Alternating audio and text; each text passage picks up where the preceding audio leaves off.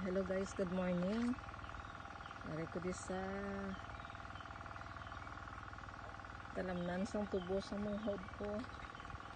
Nung ga-flooding sila kay perti kainit. Di kanugon sang tubo nga hindi ubo kung masubrahan sang init. O ginapatubigan nila.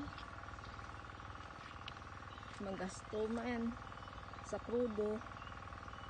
Kung sa gamit kananglan gido kay kanugon sa tapdan kung daya lang man tungod sang init. Kaya ginapatubigan. Sabihin dito sa piyak sa tasok layo pa. Kaya kananglan gid kay ang init sobra. Kanugon sa tapdan nga mapatay nagastuhan na ning nga daan. Wala si aming kagsikiloy nanggatinguha na matubigan. Ay, thank you good Lord, thank you good guys sa pagpagtanaw nyo. Thank you for watching, bye.